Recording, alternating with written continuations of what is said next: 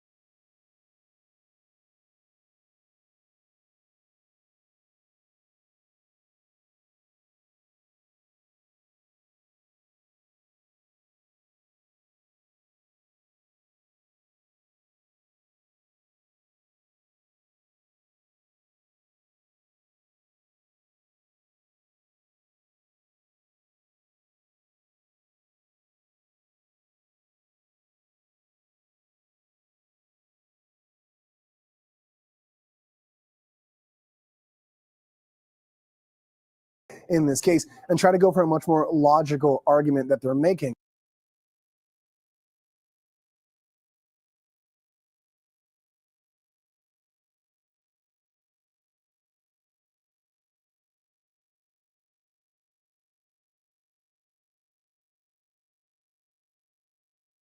That Sean Combs participated in domestic violence, allegations that would rightfully so be attributed to state charges, but that there was no racketeering conspiracy. There was no sex trafficking. It was domestic violence for domestic violence sake, based on jealousy, infidelity, and just anger. And so I think that's the angle they're going to take. But some of the testimony, as Rena pointed out, and just how Cassie is on the stand, that's going to be a very hard argument to distinguish between the different types of force and how they were used. So, Rena, Diddy is there in court. He's watching all this testimony from his ex-girlfriend. There's also many of his own family members there. Did we see any kind of reaction from Diddy today? Right. For the most part, he appears to be pretty focused on Cassie Ventura, his ex-girlfriend. He is listening intently. At one point, we saw him scribble down some notes and speak to his attorney, but other times he appears to be more passive with his hands in his lap at the defense table with not really a certain kind of expression on his face. She, on the other hand, has not appeared to look at him once since she took the stand. She has looked at her husband, who is inside court to support her. Remember, this is the first time that Combs and Ventura are seeing each other face to face since 2018. So you can imagine how this might feel for both of them.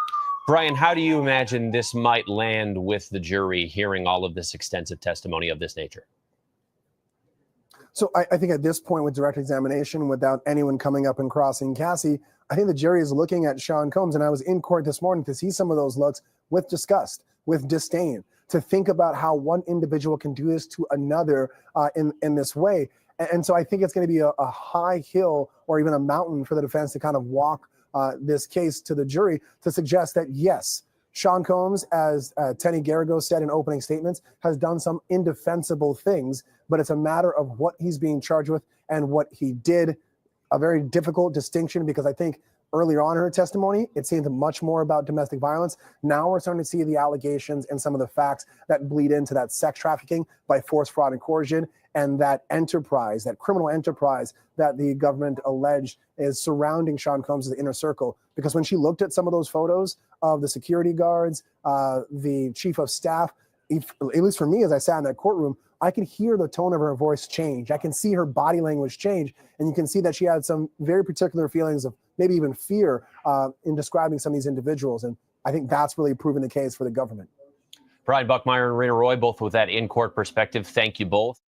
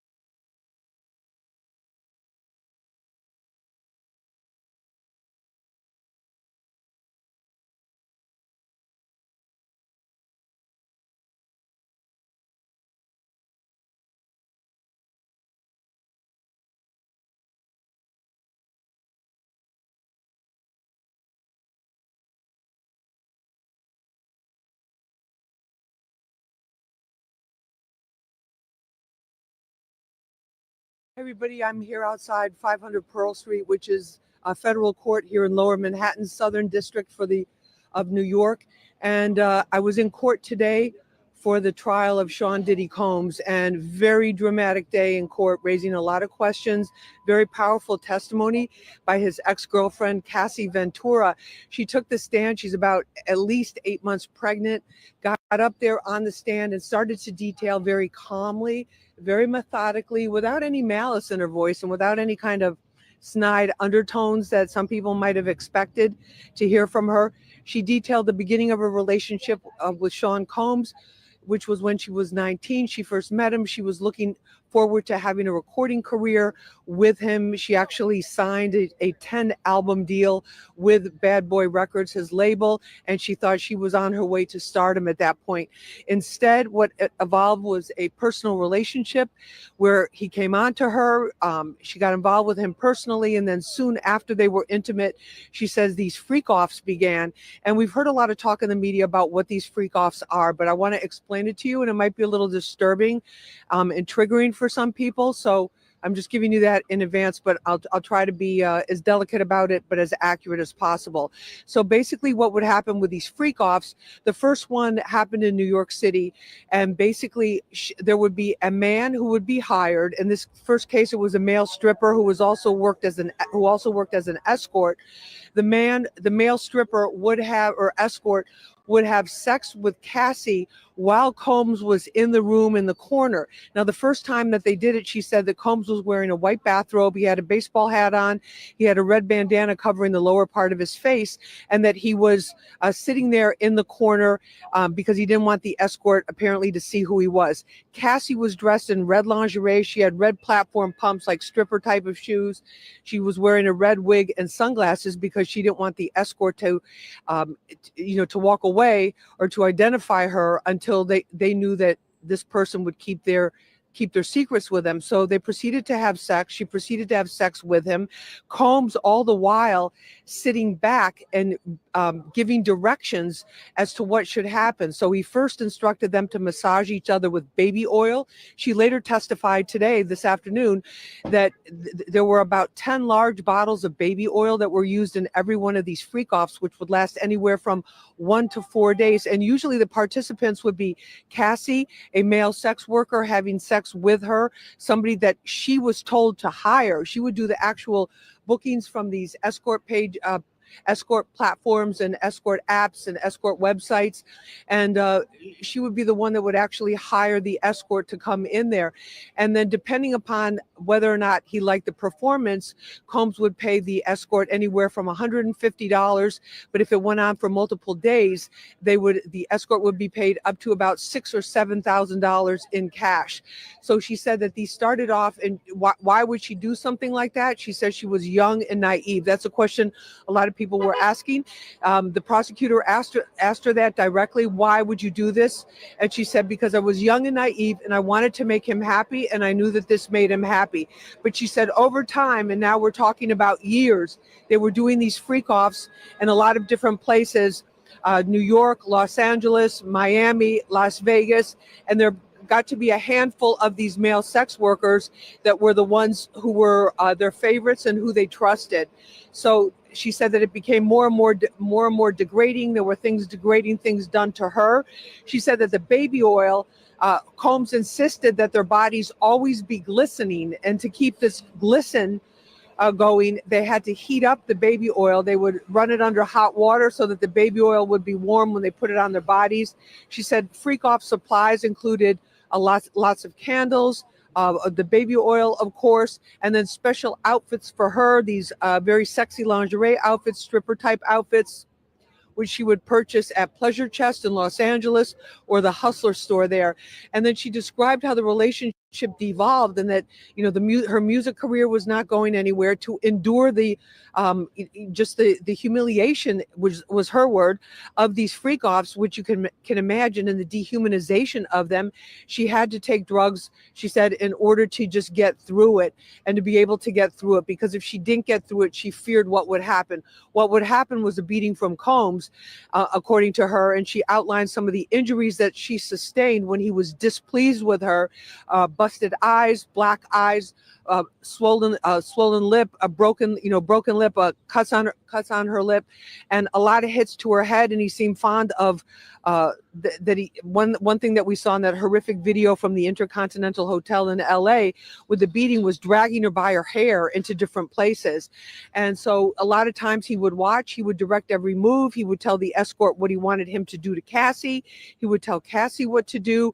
He would tell them, oh, you need more baby oil. And then they would have to do that. So there was a lot of direction constantly from Combs, which of course is very key to the case that the prosecutors are trying to bring, because according to the legal experts that I've talked to are very familiar with federal law and actually have tried cases in these courtrooms here at federal court. They say they have to prove for the trafficking, for the RICO part of it, they have to prove that there was coercion, that she was forced into doing this. Because one of the big questions that a lot of people had when we first started to learn details about this case was, if she was coerced, if she was forced, why did she stay with him for so long? And she said she was, she was actually in love with him, that when he was nice, he was charming. And of course, he was also, at the time that she was with him, he was at the height of his career. Basically, I mean, he had the Sean John clothing line going. Revolt TV was starting. He was hosting the MTV Video Music Awards. There were a lot of big things. He was getting Grammy nominations. There was a lot going on for him career-wise. He was being hugely successful, even a Broadway appearance. And then, of course, running the New York City Marathon to raise money for education in under-resourced communities. So she was meeting, she was involved with him at this very, very prominent time in his life where a lot was going on and a lot of attention was on him, and it seemed as if he could do no wrong. Of course, now we found out that was an image, and now we're finding out more about what the reality is for her. Now, while she was on the stand, as I said, she's estimated to be like 8 or 8.5 months pregnant. She was rubbing her stomach, rubbing her belly the way pregnant women do, or they just touch their stomach when you just touch your stomach when you're pregnant, and just kind of like to feel that heartbeat or feel that movement of that baby that you're carrying. And so she was doing that a couple of times during the testimony. She reached for tissues because she was getting emotional. Tears were coming to her eye. At one point, she really did get choked up and had to stop for a moment or two, but the prosecutor kept on relentlessly. And then also she was asked to describe her daily life. Her daily life was basically being all centered around Combs and around making him happy and doing whatever he wanted her to do so that he would not hit her, would not beat her up, or would not punish her. This was the term that she used, this word punishing. And that when he was upset with her, Combs or his bodyguards would take her phones away, take her phone away, take her laptop away, so that she couldn't communicate or do anything. And that he insisted that she be the one to actually book these male escorts. So on all of the transactions, it's her credit card, it's her, her name. She's the one that's actually booking this. But another key piece of the case kind of emerged today of how the prosecution is going to weave this story of racketeering, sex trafficking, transportation across state lines for prostitution. They're basically laying the groundwork for this sweeping RICO case that if Combs is found guilty, he could spend the rest of his life behind bars. He's currently 55 years old. And then what is happening was, she said that his three bodyguards, there were 3 or 4 main bodyguards that were always with him, driving her, that would do whatever he wanted them to do. She testified about how one time he put a gun in her purse because they were going into downtown LA for an event that she was hosting, and she felt very nervous about that. She testified about these bodyguards basically doing whatever he asked them to do. And then also there were these assistants. One assistant, she said, would take care of the money, would give her money, and that by a certain period of time, after that first year with him, he was controlling, he or his business, his employees of Bad Boy Worldwide were actually controlling every single aspect of her life. So I have to give her credit for maintaining her composure throughout, because she's looking across that courtroom. Combs is feet away from her at the table with the defense. His 6 oldest kids, not Baby Love, because Baby Love's too little, but his 6 oldest kids are there in the courtroom. His mother is in the courtroom. There's some Combs supporters who are there, a lot of media from all over the world. She maintained her composure, she maintained her dignity, but she stayed very factual and almost in some cases matter of fact, describing how these things were going.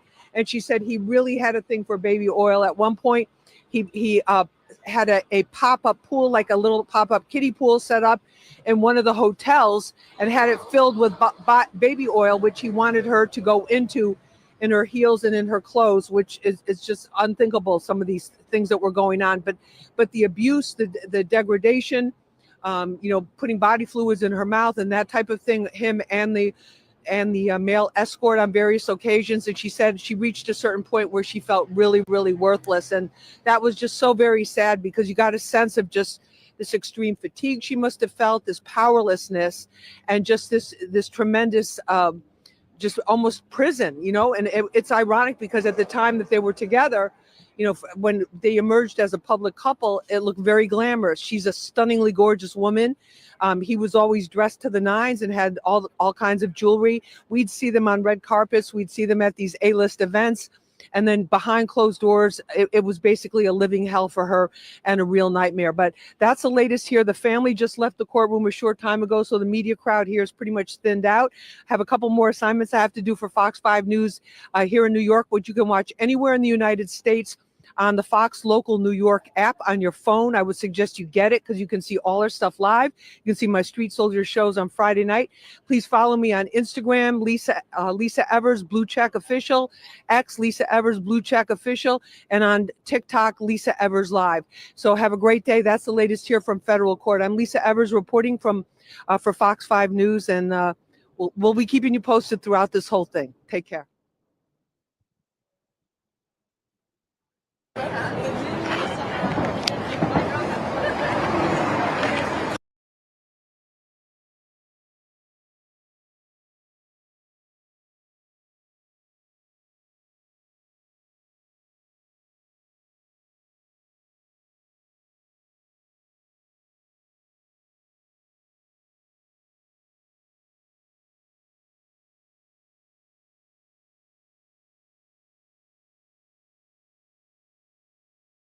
This morning, just before they broke for lunch, Cassie Ventura,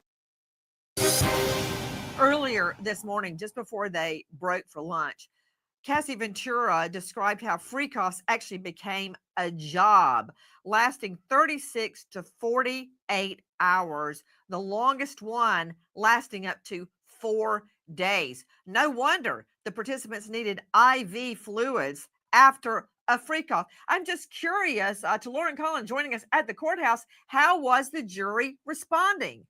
What I will say is Cassie made a point to say that when she wasn't making music, she was actually having to, quote, recover from these freak offs. And again, she did say these freak offs lasted between 1 and 4 days, and it would take her an equal amount of time to get her body recovered, to rehydrate, to rest, to detox from these drugs. It was really, really sad to listen to. I'm curious, to Rob Shooter joining us, PR guru for Sean Combs. We were talking earlier about the two sides of Sean Combs. I think there are many more sides, and most of them are criminal, but that's just me.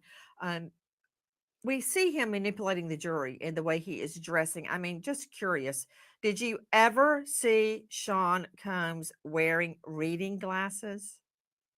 Never, not once. I never saw him without his hair being perfectly styled. I never saw him without a Marni, a Gucci, a Prada suit on. Let me tell you a little story once. I was with Puffy flying on a private plane, and I had all the press there to see his arrival, and Puff was really mad with me because he didn't want the press filming him arriving in his car. He wanted the aeroplane behind him. He thought that image would be better. The reason I tell you that story is those are the type of details that really matter to him.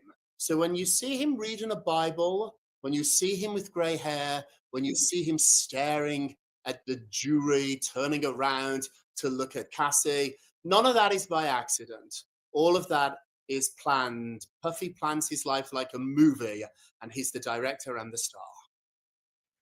Yesterday I was told, no way would Sean Combs have a stylist. BS. He's got a stylist. He's got a jury consultant. He's got a fleet of highly paid lawyers to the tune of $10 million. So is there any chance in HELL that Sean Combs' outfits are not carefully orchestrated? No chance. He will have looked over lookbooks. He will have had conversations whether or not he should be wearing his own fashion line. He has a fashion line called Sean John. They decided against this. And so I've never seen him in a button-down white shirt and a sweater, a jumper. That just isn't how he dresses, but that's how he's going to dress for the next couple of weeks, because he wants that jury to think of him as Mr. Rogers, the neighbor next door, the guy they can trust. That's what he wants them to think, and that's what he's selling. And I got to admit it, Nancy, I'm not happy about this, but I think he's doing a pretty good job at selling this side of him. Wash your filthy mouth out with soap. You brought up Mr. Rogers. Let me ask you, in all the time that you worked for Sean Combs, did you ever see him read the Bible? Never. Not once. I didn't see him quote the Bible, talk about the Bible. There was only one God in Diddy's world, and that was Diddy. Diddy was the king. He was God. He was in charge. I think he has a complex about feeling that he is God-like. I remember once at a photo shoot where he demanded a crown be brought out and put on his head so he could play king for the day. He's been playing these roles for the last 20 years, and it must be very difficult for him now, but he's not giving up. He's still playing, Nancy. He's still playing the roles. He knows how to manipulate, and even from that chair where he's in a lot of trouble, he's still playing. Special guest joining me, Brett Brown, Executive Director, SASS, Surviving Assault, Standing Strong. You know, it's the same old thing. Lawyers coercing women to have sex with them in their office so the lawyer would work on a domestic abuse case or finish a divorce case. Bosses coercing their assistant, their secretary, underlings to engage in sex. We've seen it all. Weinstein, for Pete's sake, perfect example. It's not a new story. And to try to explain why women stay, I mean, when a woman's faced with losing her home, losing her career, maybe losing her children, being blackballed in the industry, what would you do? What would you not do to ensure those things don't happen? What about it, Brett? Well, I think it's everything that you just said. The part that we're kind of missing is the beginning and the end. You know, these women, they want to be seen and they want to be respected and they want to achieve. And those desires get used against them in this power imbalance. And so whether we're talking about Harvey Weinstein or we're talking about Sean Combs, the recipe is still the same. And once they're on the hook with these powerful men, then enters the threats and the violence and the force. And so fear and financial insecurity and so many other things start to play in. And so it's not a matter of I keep going so I can get something. These women have to stay in this situation in order to stay alive.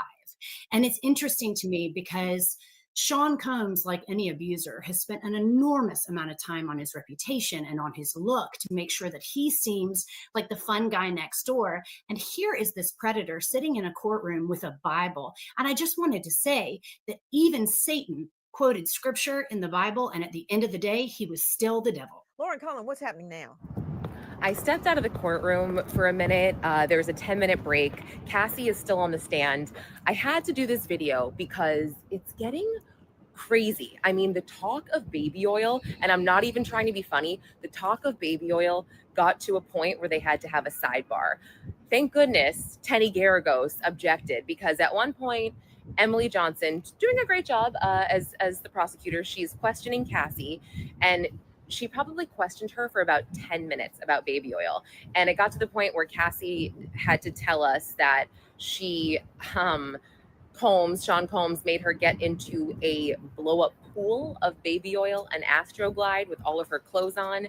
And then we had to hear about how many bottles of baby oil they went through during a freak off, which, by the way, was 10. And she described they were the big size bottles. I mean, there's so much more. I didn't bring my notepad out, but I mean, a lot of us are wondering, what does this have to do with anything? Are they just trying to corroborate the freak offs when other witnesses come on the stand and talk about this baby oil and Astroglide? It's really, really strange. And I'm just going to say it. I know that it's day 2. I understand it's day 2, but I'm wondering when we are going to hear more about his criminal enterprise, about the sex trafficking, the transportation across state lines, because right now Cassie is giving really, really tragic testimony, and I feel awful for her. This is horrible. But it definitely is. It's seeming to me so far it's day 2. It's just seeming like it is a lot of domestic violence, a lot of assaults and awfulness. I mean, he treated her horribly. He's a vile man. I'm just trying to figure out when we're going to start really getting into these charges. I mean, right now I'm in the overflow room, and people in the overflow room are kind of like, what's going on? What are we listening to? And yeah, I mean, at another point, she asked Cassie, why did you continue to participate in these freak offs, or why did you say yes to a freak off? And Cassie actually under her breath was like, good question. But she broke down crying on the stand, and it was awful. It was so awful. She, she just talked about how much she loved Sean Combs and how, she did these freak offs so she could be with him. And that is just really sad. But I'm gonna go back up. But yeah, I just wanted to give you this update. I was dying. I was like, okay, enough with the baby oil, please. Please join us on our mission to find missing people, especially children, to solve unsolved homicides. If you're on the go, catch us on your favorite podcast app, where you can get all of our content, where we, in our own way, seek justice.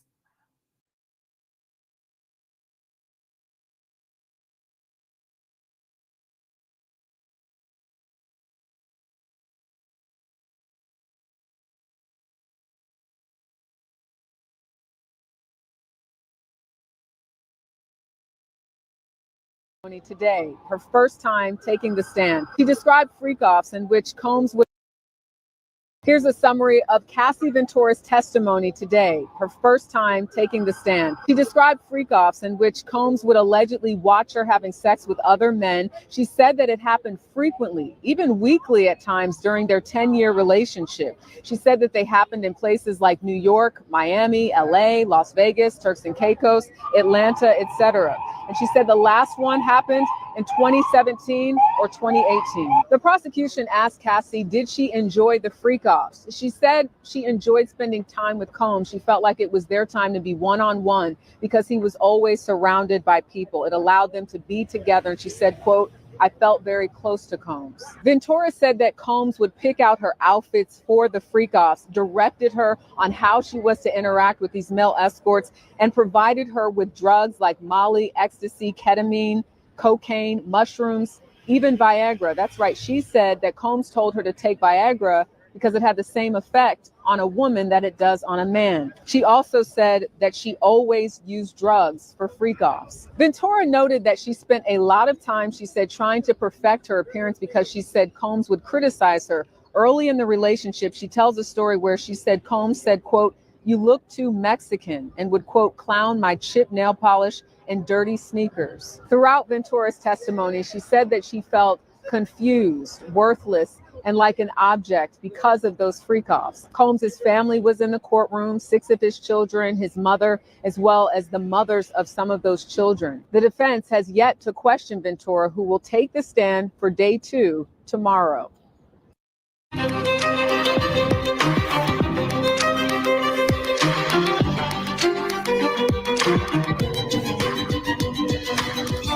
Tonight, the emotional and difficult to watch testimony from Diddy's accuser, facing him for the first time in years. with star witness Cassie Ventura taking the stand, laying out in painful detail what she says Sean Combs did to her, the violence, the threats that controlled her life, the so-called freak-offs that could last days, and the moment that made her emotional on the stand. Then developing tonight, more than 100 students and teachers trapped inside an elementary school with the water rising. The scramble to save them in just a minute. Plus, how the Menendez brothers may be just one day away from the verge of freedom. And later, why the biggest controversy at the Cannes Film Festival tonight has nothing to do with the movies and everything to do with the red carpet looks rolling out now. That's later in the show. Hey, I'm Hallie, and we are coming on the air tonight with court wrapping up in just the last couple of minutes in Diddy's bombshell trial, at least wrapping for the day, after an 8-month pregnant Cassie Ventura came face to face with her former boyfriend for the first time in years. The prosecution's star witness, rubbing her belly throughout the painful and disturbing testimony, at times breaking down into sobs, talking about Sean Combs' alleged physical abuse, saying he would smash her head, knock her over, drag her, kick her, saying he controlled how she looked and what she did, telling her she looked, quote, too Mexican, that he would take away her car and house, her jewelry, and describing what it was like to participate in those so-called freak-offs, basically orgies allegedly organized by Diddy involving Cassie and sex workers while he watched. Cassie saying the freak-offs would involve taking drugs and drinking and having sex with strangers, sometimes while she was on her period. The longest one, she said, lasted 4 days. At points during the testimony, Ventura was crying, was grabbing tissues, saying she loved Diddy and at the time had just wanted to make him happy. For his part, Combs has surrounded himself with his lawyers and some of the folks that you see here, his children, his mother, other family members who have been in court this week. Combs faces 5 criminal counts, including sex trafficking and racketeering, and he could face the rest of his life behind bars if he's convicted. He has pleaded not guilty. We've got team coverage to start us off tonight. Legal analyst Angela Senadella will be with us in a moment, but I want to start with NBC's Rahima Ellis, who is outside court. And the crux of the government's case against Diddy rests on those so-called freak-offs, which Ventura detailed in just disturbing terms while she was on the stand today. Walk us through it. Let me set a picture for you of what it looked like in that courtroom. This is a 38-year-old woman who, as you point, is 8 months pregnant with her 3rd child. When she first met Diddy Combs, she was 19 years old. She was an aspiring artist, a music artist, and she was looking forward to a career in the industry, thinking that Diddy Combs had taken her under his wing and she was going to soar with a career. Instead, she found herself in what she had described for hours today was a violent, drug-filled, sex-involved relationship. She said, I'm reading here, and when she was asked about the freak-off, she says, it wasn't something that I wanted to be doing. I was in love and wanted to make him happy. She said that afterwards, during the freak-offs, she felt pretty horrible about herself. She said, I felt disgusting. I felt humiliated on wanting to stop doing the freak-offs. She's testified. She said, at some point, I felt I didn't have much of a choice. I didn't know what no could turn into. Because as you point out, Hallie, in the lead in to me, she recounts moments where she was beaten, she was dragged, she was kicked. She said there were times when her whole body was battered and that the drugs that she was taking, she was introduced to a form of ecstasy by Diddy, and that was something she had never done before. She essentially described a young woman, again, 19, at 22, she got into a relationship with him, sexual relationship with him. She said she didn't know a lot. She was young and she was naive, essentially, she was saying on the stand. And she also felt powerless because he had these tapes. And it was almost as if she was saying he was blackmailing her because there was a threat that he could expose these tapes. They would become public. And whatever career she thought she might have would be ruined. Hallie? Rahima, this was a marathon session of testimony for her, and it is not even close to being over yet. She still has potentially 1 or 2 more days on the stand laying more of this out, right? She absolutely does. And what the prosecution is trying to do, because some of it is very slow, it's deliberate, it's detailed, and she's also being told, she's being asked questions about who was there. And she's telling there were bodyguards, there were security people, there were assistants. She's talking about that there were guns. At one point, a bodyguard handed her a gun when they were about to go into an event at a hotel with Sean Combs. And she said she put it in her pocket. She said she was terrified. She didn't know what was going to happen with that weapon. what was going to occur in that event. And she also talked about being in the home with him, and sometimes guns were displayed on tables. And it was a frightening experience. She's detailing a life that, again, that was filled with violence, drugs, sex, and intimidation, according to her, of a life that she didn't see a way to get out of. You mentioned others, people in sort of the inner, or at least the circle around Sean Combs, around Diddy at the time here. What is their culpability in any of this? It will be yet to be determined, because this particular trial, this indictment has Sean Combs' name on it. It's not mentioning other people. But the defense is definitely saying that there were others involved in this, because, as you point out, the crimes against him, he's accused of racketeering. That's not just a solo person crime, and also sex trafficking. Hallie? Rahema Ellis, live for us there outside that New York City courtroom. Rahema, thank you very much. Angela, I want to go to you now, because Rahema laid out just there the specific charges that Diddy faces here. They do not include sexual abuse. They do not include domestic abuse, for example, even though that is much of what Cassie Ventura described in her first day of testimony. So what is the prosecution's strategy here to tie these, objectively upsetting details to the actual crimes that Diddy is accused of, including sex trafficking, et cetera? Yeah, the prosecution is actually doing a great job here, laying out the elements for both crimes. So first of all, with racketeering, the government has to prove that there was a criminal enterprise. So that's exactly why the government right now is asking Cassie about who else were there, who were his employees, the bodyguard, who are the other people involved, because in order to qualify as an enterprise, there has to be more than one person involved in committing these crimes. Now, with regards to sex trafficking, it might look like it's just sex abuse here, but really it's sex trafficking. Why? The definition requires two things. One, persuasion to commit a commercial sex act. Now, that doesn't just mean sex in exchange for cash. It means in exchange for anything of value. And that is why you're seeing here Combs being shown as having power over her career, over offering her money, over offering her just all of these different experiences. It can be anything of value. But then the second part is most important, and that is through force, fraud, or coercion. That is why we are seeing so much detail here of the physical violence, the emotional violence, of the fear of how she felt objectified, of the freak-off details that made her feel humiliated. This power imbalance is key to showing that all of this happened through force, fraud, or coercion. And those are the two elements that are going to be instrumental for the prosecution to prove sex trafficking, Hallie. And of course, critical for the defense on the flip side of that, right? To basically make the case, and we saw this laid out in openings here, to make the case that this was consensual sex, that Diddy is not a criminal. He has pleaded not guilty, as we've said. At some point, they are going to get the chance to cross-examine Cassie Ventura here. So talk about the approach you expect them to take. Talk about the defense that you expect them to put up against these charges here.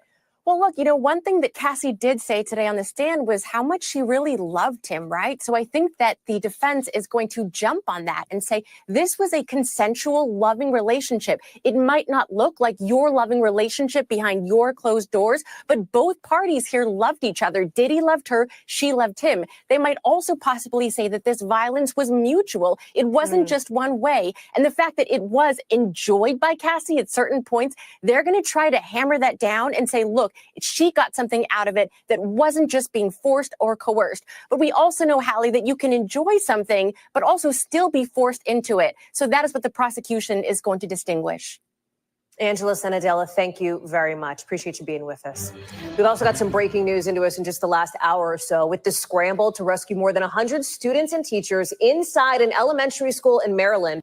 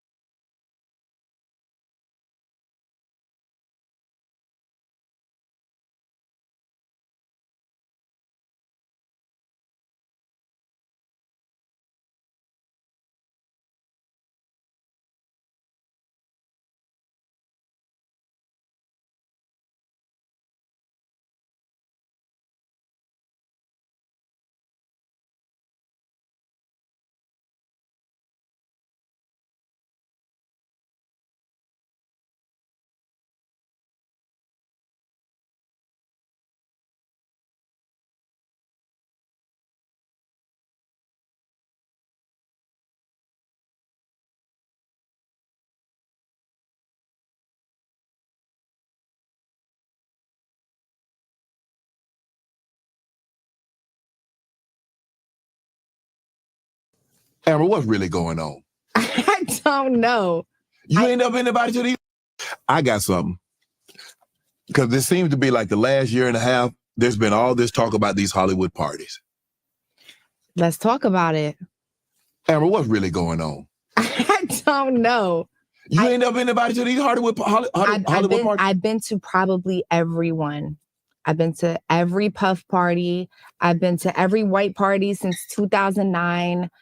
I've been to every party, and You go in the right room, not the wrong room. I don't think there's rooms, Chad. I'm gonna be honest. Now, look, I'm gonna be very, very transparent on the show. If these freak offs are happening, it's on a completely different day than the actual Puff parties. Day, okay. It's not that day because every time I was there, Puff was there the whole time. You know, he got the Ciroc, he's on the DJ booth. He's the host of the party. Mm-hmm. I will say that. Now, I've had this conversation with Ray J. Ray J is one of my best friends. Mm-hmm. I said, Ray, did they ever invite you to a freak off? Because they never invited me. Mm-hmm. And I done been at these parties. I just feel like, why I didn't get the invite? Because they know you don't get down like that. Maybe they know I don't get down like that. Okay, cool. But you would think maybe an assistant would come up and be like, hey, you like girls? Or like, you know, you into... Never. No one ever asked me that. They never asked Ray J either. And me and Ray J was talking about it. We were like, I done been to the party, the after party, the after party. I never seen none of that stuff. Right. But that's not to say that it does not happen or invalidate people that, but I do think it's a different day that I'm just not invited to. I don't know. You think it's a plot because we saw it happen with Russell Simmons. Now we see it happen with P. Diddy. Do you think it is a plot or a ploy to take down prominent, high-powered black men? I don't know. It really depends on the evidence, right? Because they did say that there were drugs in the baby oil. I don't know. That's allegedly. Is that true? You think that Puff had 1,000 bottles of baby oil? That's what I'm saying. I don't know because the internet is fake, like we said earlier. Right. You just don't know. Right. But if that is in fact true, then that is a problem. One thing I do know about Puff is that he's an abuser. You know, he abused Cassie. We all saw the video. Right. It is not okay. Mm-hmm. And but as far as the freak offs, I don't know about that. Did you have, when I say relationship, I don't mean intimate relationship, but did you have a relationship with Puff Daddy where you cool? Did you talk? Did you know him? Things like that? I would say that we didn't talk on the phone and we didn't hang out, but I was always invited to the party. Okay. And that's the extent of our friendship. Okay. Now, is it true that you were at the Halloween party that Puff's sons and Ray J got into it? I was, yes. I was right there. What happened?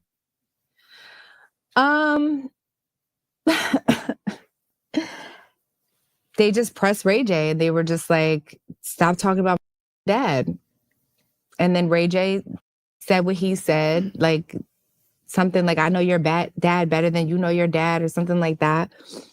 And then it just got ugly for a second. Yeah, because I'm cool with Christian and Justin and Quincy, but then I also love Ray J and he's like my brother. And I'm just like, guys, please just stop. It's not worth it. Y'all don't want to do this. Right. Like, so it, you know, and I told Ray J, I said, look, that's their dad. What do you expect them to do? Right. Like, of course they're going to stand up for their dad. You know what I mean? Like, and rightfully so. Right. But it's reported that Breezy, Chris Brown, was the peacemaker. Is that true? I think I was the peacemaker. That was you. Well, from what I remember, I was going to both sides and like, y'all don't need to do this. But maybe Chris came down at some point. Right. It was in the garage. I'm not sure. What have you learned about fame? Oh. Because you've had more than 15 minutes. You've had two decades of it. Yeah, it's going on 16 years. Mm-hmm. What have I learned about fame? That half of these motherfuckers don't know what they're doing.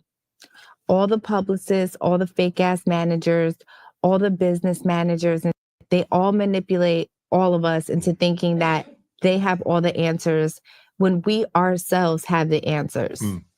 as the entertainers or the socialites or the famous people, we got here because of us. Before a manager, before a publicist. Yes, yes. And some people just have that it factor, you know? But it's funny because very early on, you get the publicist, you get the manager, and they tell you like, oh, you know, if you want to make money now, you got to twerk. You got to sell sex on the podcast. You got to just say that you girls and guys. And you eventually start to lose yourself in this fake entertainment world because they're intimidating you every day that you're going to lose it all if you do not do what they tell you to do. Instead of standing 10 toes down, but that intimidation changes you as a person. Is fame a drug? Because I believe it is. I believe it's suffocating. I believe it can be intoxicating. And people once you become hooked on it, you'll do anything to keep it. Maybe for some people, not for me. I don't give a shit about being famous. You famous now. You can't be unfamous. You cannot be unfamous. No, you can't be unfamous. But yeah, I don't actively do things to, you know. To be in the public spotlight, to say, look at Amber Rose, look at what she's doing, look at what she's wearing. I'm really quiet. Yeah. Like I'm really quiet with my so yeah. Money. What have you learned about money? Oh Lord. Just save. Save. I remember I spent my first $1 million and I gagged because I was like, what did you spend it on? Going to Miami, Fontainebleau, partying, bottles, outfits, clothes, shoes, dumb, just a bunch of dumb. And then I was like, then I got a business manager, like, you need to pay taxes. And I'm like, what? So then I was like in the hole. It was like very early in my career, but I didn't do that again. I definitely did not do that again. What's your best and worst purchases? My best and worst purchases, you know, when I had new money, I had like 7 cars for no reason. What the? And now I have 2 cars. So yeah, I don't live the same way anymore. I'm more, I save now and I think about things before I buy them. Right. I'm definitely going to take this dress back and like, I'm going to exchange it for another dress when I have another interview. So. Let us know so we can make sure you take it back before we air this interview. Yo, listen, I put the little receipt in my drawer next to the bed. I'm taking this shit right back. Lord have mercy. What's the number one thing that you learned in the entertainment business? No one genuinely likes you. They just use you for what they need you for. Really? It's not real life, no. You really believe that, Amber? Yeah, I know that for a fact. Yeah. No one genuinely cares. Like, at your It's all transactional, huh? Yeah, at your lowest point, that they don't give a. It's like, when are you going to get better so we can get you to do what we want you to do? Wow. Yeah. Let me ask you this. If you could go back and do anything differently, what would you do? Being famous? Yeah, if you can go back and do anything in your life, you go back, if I say, Amber, you know what, I'm going to give you an opportunity to go back. You can get the time machine and you can go back and you can get a do-over. What would you do? It's such a hard question, Shannon. Want to join Club Shay Shay? Become an official member by hitting that subscribe button, where you never know who's going to be joining us for drinks and conversation. Don't be late to the party because you know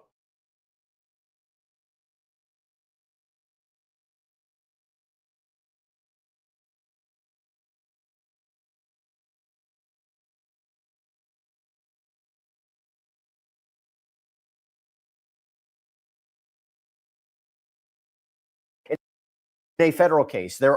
As I speak right now, Cassandra Ventura has taken the stand. Now, unfortunately, in this case, in a federal case, there are no cameras in the courtroom. There is no audio in the courtroom. But we are going to do our best to report to you in real time what is happening with her testimony and analyzing her testimony in real time. And we're going to also be taking your questions about this testimony, about the case in general, as it progresses. So if you have a question, submit it on YouTube. We will answer it here on air. I'm not going to do it alone. I have with me here in studio Rich Schoenstein, trial attorney. It's great to see you. Rich, thanks for jumping here so quickly. Really appreciate it. Glad to be here. Big day in this trial. This is a big day because she is victim number one in this case. I think it would be fair to say we probably wouldn't have criminal charges if it wasn't for Cassandra Ventura filing her lawsuit in November of 2023. We all know that the videotape of her purportedly being beaten by Sean Combs in 2016 changed the course of this entire legal saga. It came up a lot yesterday. She came up a lot yesterday. And now her testifying for the prosecution, I think a fair argument is this case either rises or falls with her testimony. So what has she testified to so far? Well, first of all, she's quite pregnant. She's about 8.5 months, 9 months pregnant. She's 38 years old. She explained that she was with Sean Combs for 10 years. We're talking about a 17-year age difference. She admitted that during the course of their relationship, he introduced her to certain sex acts. She asked to describe the relationship she had with him.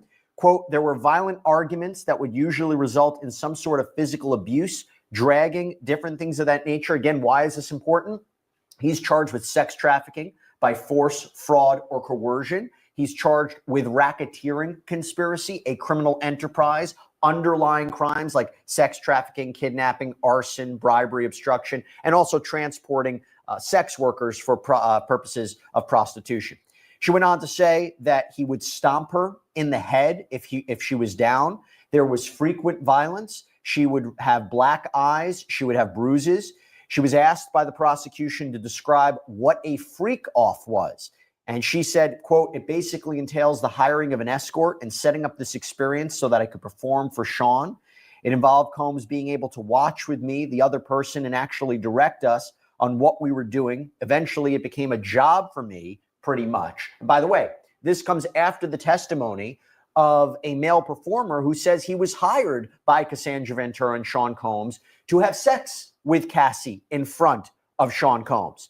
She described how their relationship was quite complex, talking about these freak-offs. When she was first introduced to them, she says, I was confused, nervous, but also loved him very much. She explained how Sean Combs ultimately controlled a lot of her life. She talked about blackmail materials, so videos that Combs purportedly shot of her during these sexual encounters. She was concerned that they would be published, they would be released. Quote, he had many resources to do that. She was shown the 2016 video of that hallway attack, as I mentioned. She confirmed it was after a freak-off, which is important because while the defense would say this is an unfortunate incident of domestic violence and domestic violence is not sex trafficking, she has confirmed that this was after a freak-off. This was in furtherance of sex trafficking.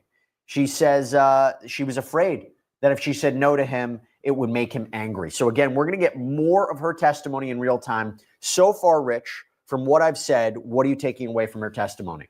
Well, obviously, this is a horrendous relationship and she suffered a lot. I think the defense is arguing, in essence, that she was a consensual, willing participant in this relationship. It was a 10-year relationship. It had ups and downs, and the defense is arguing that some of the things she argues now she was forced to do, she did willingly and perhaps even enjoyed at the time.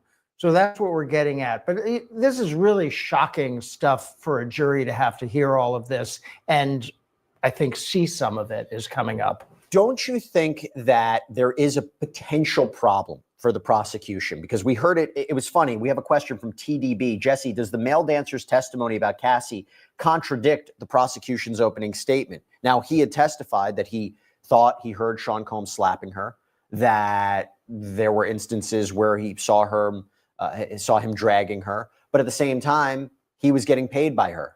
He was texting her. She was participating in these freak-offs. You wonder, this case is a thin line. Was it coercion or not? Was she a victim or partner in this? Do you think when you hear the testimony of that male dancer and you hear her testimony now, it'll be difficult for the jury to believe that everything was coerced and against her will? I don't think the jury is going to believe that everything was coerced and against her will at the time, but it doesn't have to. There's a power, a massive power imbalance here. So even if she willingly participated for parts of this relationship, he has all of the power and he's using it. And the one thing you mentioned, I wrote down, blackmail video. That stuff's really important to the case, right? This is carrot and stick territory, but he kept, allegedly, things like these videos to keep people in line. And the allegation here is if she sort of got a little bit antsy about how the relationship was going, he would threaten to release videos that would destroy any chance of her having a career. The defense would say the only person that was in possession of the videos was Cassandra Ventura. That's a point that they made yesterday. Yeah, that's an evidentiary point. I don't know the answer to that. Let me ask you this. We have a question from Lauren, who, by the way, has this cute little like emoji, like smiley face with the hearts. I like it. It's nice. I have a question. Do you think now that the prosecution has played their ace with Cassie, that they have more damning evidence to come? I would expect so, because when you're prosecuting a case like this, you want to start strong. And I think some of the idea of putting her on in day 2 of this trial is to start strong. They put on a little corroborating testimony first, right, from this dancer, escort, whatever you want to call him, and now they have her, the security guard, and they get to show the video, that horrible video, and now she testifies. But it can't be the prosecution's plan to try this case that now they're just going to wind their way through some other inconsequential witnesses. I mean, they have 2 more victims, as I understand it. Well, let's talk about this. The practical reality is, A, they need to get her on the stand before she gives birth. Okay. Well, that's true too. That's true. Good point. Yeah, because victim 3 is nowhere to be found. So they may have to make sure that victim 1 is still available. But also, I agree that they started very strong with corroborating evidence before they brought her on, because what happened? When she filed her lawsuit in November of 2023, made these wild allegations, I think people said, how do we know this is true or not? As soon as that video was released by CNN, the whole game changed, because people not only believed that particular incident in the complaint, they believed overall all the allegations that she made. And it seems the prosecution is doing just that. Now, it's interesting thinking about this. By the way, I'm going to give more updates about her testimony. So right now, Ventura said, I thought we were monogamous. The prosecutor asked, was it made public? No, I was his artist, also his family, his children, meaning their relationship wasn't public yet. Who was linked to him publicly? Kim Porter. Miss Ventura responds, how did Sean treat you at this time? We had fun. So a lot of this is talking about the beginnings of their relationship. And she has to concede some points, right? She can't just say, it was a disaster at the very beginning. I hated him from the very beginning. I was under a distress from the very beginning. There has to be an aspect to it where she explains, no, I started this relationship. I was young. I was excited, but then it devolved, right? In order to be credible on the stand about the story, I think. I agree with that. And also to acknowledge that there were benefits to her of being in this relationship. It would, at least in theory, help her career. It would get her to meet people that she otherwise wouldn't have been able to meet. So all of that is true. There's nothing wrong with her conceding that, because none of that justifies being dragged down a hallway and beaten. Exactly. And by the way, we jumped on here on air immediately as soon as we found out that Cassandra Ventura was officially taking the stand. And one thing that makes Law and Crime a little bit different than other outlets like that is our viewers. Not only do we value our viewers, but we are making content right now purely for our viewers on YouTube. We want to give you the most up-to-date information about this case in real time. And again, we are the only channel, the only news organization that is producing content for you specifically. We value that. YouTube is where the most hard cutting edge news is coming from, and we want to get it out to you as quickly as possible. So thank you so much to our supporters. We are going to continue to take your questions for a while now, because she's going to be on the stand. So let's keep it going. Again, thank you to our YouTube audience. Jane, are there any more witnesses to Cassie getting attacked by Diddy apart from the bodyguard? I mean, I don't know. I would imagine so. Yeah, I don't know either. There's a videotape, so that's kind of a witness. But yes, I would imagine there are other witnesses who are going to talk about the relationship and probably talk about some of the physical stuff. Well, they mentioned chiefs of staff. They mentioned a chef. They mentioned One of the questions from the defense yesterday was, how is this a conspiracy, right? For a conspiracy, you need 2 or more people to agree. Who are the people that coordinated and facilitated this racketeering and sex trafficking operation are not criminally charged? So I see 2 major hurdles for the prosecution in this case. One is what we've been talking about. They have to get past the idea that this is consensual behavior by other people who are behaving in a questionable fashion. They have to get past that. The second bigger hurdle to me is turning an abuse case into a racketeering case, right? Because yes, they have to prove RICO is very challenging. You have to prove a RICO enterprise. You have to prove a pattern of racketeering activity. You have to prove multiple predicate acts that are violations of separate federal laws. It is hard to sustain a RICO case. We've seen some other cases where people have tried. That's going to be a major hurdle here. The fact that he had this 10-year relationship, and even if it's arguably true, he took advantage of her, he treated her horribly, he beat her, he did all these terrible things to her. That's not racketeering. I say that the prosecution spent so much time yesterday in their opening statement trying to explain to this jury why it's a crime. Because it's not a garden variety trafficking or racketeering case. And I think the more they have to explain it, that's a problem for them. I think it's a weakness in their case, personally. Now we have an update from court. Prosecutor asked Cassandra Ventura, what was his lifestyle like? Ventura responds, he had all these assistants. He could get things done. He traveled quite a bit. And then apparently she's shown a photo and she says, this is Sean and I at a strip club in New York, like 2007, 2008, Halloween. How did Sean Combs' moods vary? Day to day. Now, look, he is charged with specific crimes that John Smith on the street can't meet. There is an argument here, very powerful, had all these businesses, different resources, different employees. He would be in the position to be able to carry out a sex trafficking or racketeering operation. That's what makes him unique, though. Sure. But is that what he's doing? Is he running an entertainment and fashion industry, or is he running essentially a criminal organization? By the way, we have a poll up right now. You can participate in it. Do you think Cassie Ventura was a victim or partner in this? Ready for this? 82%. Well, this doesn't make sense. 82% say yes. I don't know if that's yes to, I think we need clarification. 82% say victim or partner. We'll get a clarification on that. By the way, right now. But that's my answer to that question. Oh, okay. 82% say victim. 82% say victim. Maybe based on we're reporting on the testimony right now. Yeah. I mean, I think she is a victim if the allegations are true, but also she is involved in some of the criminal act. I mean, she's getting those prostitutes, right? She's making payments to them, allegedly. She's having them come. So she's involved in some of the alleged criminal activity. And that's an interesting point that wouldn't just apply to her. Other people in his orbit might be some combination of victim and co-conspirator. But you know what? That video changes everything, because the argument would be, what do you think happens if she says no? Yeah. What do you think happens if she says, I'm not in the mood for a freak off tonight. I'm not going to pay the dancer. That's what's going to happen. That video is arguably the most important piece of evidence because it sets the stage when we're talking about coercion or fraud or force. Question from Angelina. How old was Cassie when they first started dating? I think she was 19 years old. So you're talking about a 17-year age difference. That's important. I think that's an important factor if you're talking about power and control, right? Yeah, absolutely. The fact that he's older and obviously has much more power anyway. Sherry Williams asks, what kind of time is Diddy facing if he's found guilty?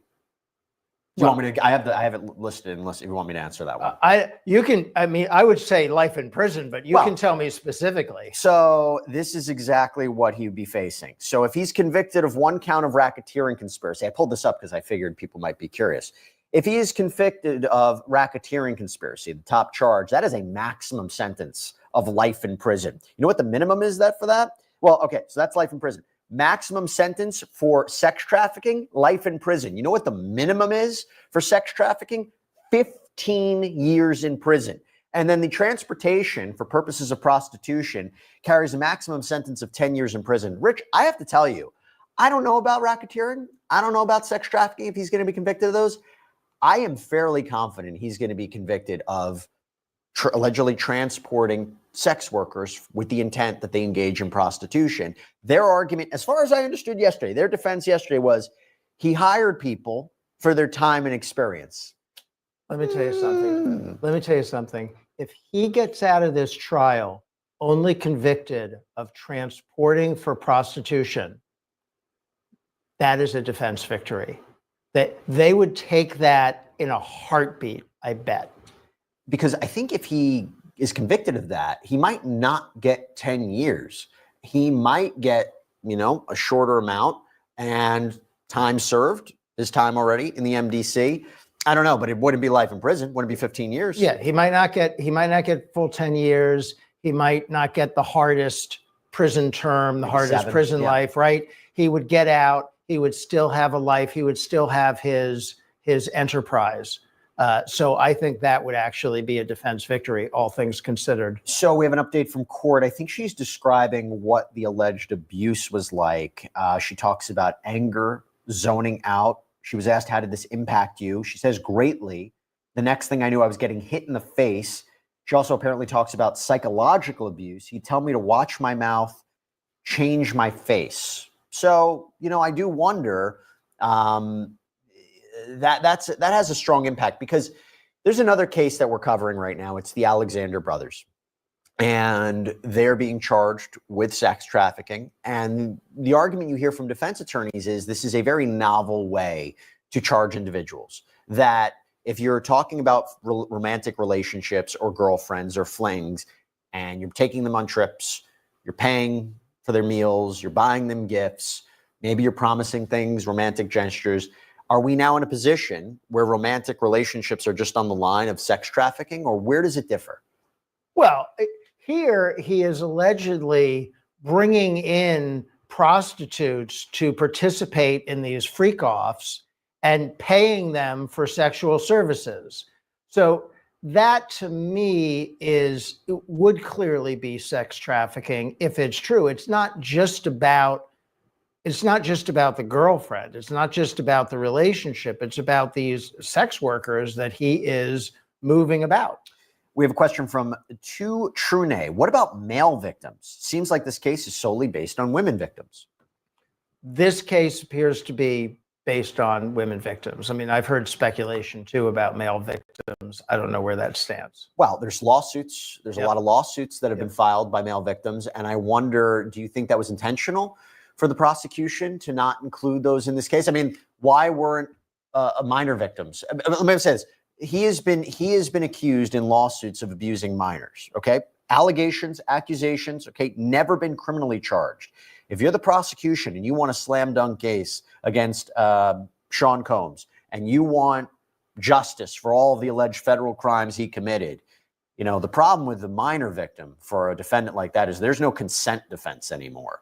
Do you think it's like we want to be as specific as possible with these charges? We don't want to make this case overly broad. The bigger it becomes, the more risk it'll fall down. Thoughts? I don't buy that. I think the prosecution wanted as many victims as it could get, but I think the prosecution had to scrutinize every potential victim to, first of all, are they going to show up, right? We have an issue with one of the three, whether or not they're going to show up. So they had to scrutinize that. And also, how are their claims? How are they going to be on cross-examination? How is it going to play? They wanted multiple victims. The only way this case is what it is because there are multiple victims. This is not a RICO case if it's just what he did to one person, no matter how horrible it was. That doesn't get you to racketeering. So they need the multiple victims. And that brings up a good question I have. If you read the indictment, let me rephrase that. There's been many superseding indictments. Yeah. It says alleged victims, right? Alleged victim 1, 2, 3, 4. But then it says victims including, like victims, many victims, including alleged victim 1, 2, 3, 4. Does that mean we're going to hear other people who are not enumerated as one of the alleged victims, but are just other victims in the case? Because I don't. It could be. They could bring people who are other victims in the case, especially the way the case is pled, the way the case is being tried. Now, they would have had to tell the defense by now who those potential witnesses are. And I assume well, I don't know if we would have heard about it in this particular. Usually you would have heard about it. You would see it on the docket, but I don't know. So talking about this alleged criminal enterprise and how, based on the opening statement from yesterday, he didn't just have staff who were helping him commit the crimes, but also covering them up. Just now, an update from court. Prosecutor asked Cassie Ventura, how would he keep tabs on you? To which she apparently responds, he didn't live far apart. We didn't live far apart. He'd send security to come find me or a trusted assistant. Like who? David James, Christina Courtroom, who we all know has been a central figure in this case. Maybe not the criminal case, but she's come up in lawsuits before. The prosecutor asks her, was your relationship exclusive? Ventura replies, no. If she's naming names like David James or Christina Courtroom, do they have to testify, you think? I don't think they have to testify, but I wouldn't be surprised if they did. I would think this is all planned out, that she's going to indicate some people and then the prosecution is going to bring them in later in the trial to verify, right? One thing you really want to do with a witness like this, the defense is going to say that she's embellishing. They might say she's lying, but that's going to be a little hard to do with that video, right? They can't just say she's a liar, but they're going to say she's exaggerating, she's embellishing, they're painting it a certain way because of the case. So you have to bring in these corroborating witnesses and whatever other corroborating evidence you have to verify what it is she's saying. So it would be very useful, for example, if she says, yes, David James came around to check on me on behalf of Mr. Combs, and then David James takes the stand and says, yes, I did that. Yeah. That would be helpful. Well, and yesterday they talked about the defense, her lawsuit in 2023, her attorney being in the courtroom, that she has an incentive, a monetary incentive to fabricate this situation. Got a question from Daniela. By the way, we're taking your questions on YouTube about this case, about Cassandra Ventura's testimony that's happening in real time. We're trying to update you as quickly as possible about what she says in that courtroom. No cameras in the courtroom, no audio in the courtroom. So this is the best we can do to bring you her testimony in real time. Question from Daniela, 3984, talking about the video. What version of the hotel video was played in the courtroom? Was it the sped up version? Now, I believe it was portions of the surveillance video, not the CNN video, and cell phone video that was taken by the security guard who testified, Israel Flores. He had apparently taken a cell phone video of the surveillance footage to show his wife, but that became a big pretrial issue about what the jury was going to see. Yeah. And by the way, that story was a little odd. I took a video of it to show my wife. For what purpose? I mean, that was a little strange. Well, you're not going to believe this happened, even though he didn't report it to the police. I think it's going to be difficult. I think the defense would like you to believe that video has been doctored somehow, but I think they're going to have trouble sustaining that. Hey, would you like a civil law question? Yes, please. Yes, this is our litigator here. Question from Teodora Bodurova. Can Cassie sue Diddy again if Diddy's found guilty as charged? So, Cassie, if you remember, sued Diddy. And that was the first thing we really heard about this. That was before the video. There was this blockbuster lawsuit in November of 2023 that really put these allegations out there. And she was very detailed. In fact, the front page of her lawsuit had a trigger warning on it. It was so detailed. That case was settled the next day. And I would have to think that the settlement included an agreement that she wouldn't sue him again for anything. Usually, if you're going to settle like that and pay the kind of money she would have gotten paid for settling that lawsuit, you get what is known as a general release. And a general release means you don't sue me for anything that happened. Now, here's one caveat. Up to the date of this agreement. Up to the date of this agreement. So then if you the next day punch me in the face, I have a new lawsuit against you. Yeah. Right? But at least up to the agreement, she can't go back now and say, I want more money. Well, for the same conduct, right? I mean, if he comes out and he did something to her or allegedly did something to her after the agreement was signed. Yeah. Presumably they got it. And it also, you have to make sure the release covers all of his companies, all of these other individuals who were involved. It has to be a general release of everybody. You don't want to leave any wiggle room to have a lawsuit. We have a follow-up question to this from Fads. So why did he settle if he was innocent? Well, I mean, people settle all the time when they think they're not liable. People like with the thing that really surprised me when that case was filed is that the case was filed. Typically in a case like that, you draft the complaint and you send it to the defendant and you say, "Dear sir, please pay me a boatload of money or I'm going to file this publicly in court." And if there's any merit to it, or if just for publicity reasons, the defendant decides to negotiate and pay, and it never goes to court. So it fascinated me at the time that she actually filed that publicly and he settled it the next day. That unfortunately was pretty telling, that he didn't put up any fight on the lawsuit. He didn't even want to litigate it. He didn't even want to go to discovery. He wanted to settle it immediately. And if he would have settled it before she filed it, I think we would have been in a very different position than we are today. Oh, I totally agree, because that lawsuit, I think, is what sets this ship sailing. I agree.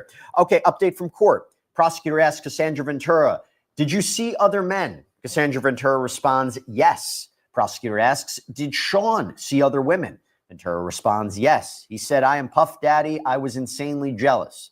Did you move to LA with him?" "Yes. He wanted to be close to his kids who were there." Goes to a theme from yesterday where the defense owned up and said, yeah, he's jealous, he's angry, he's violent.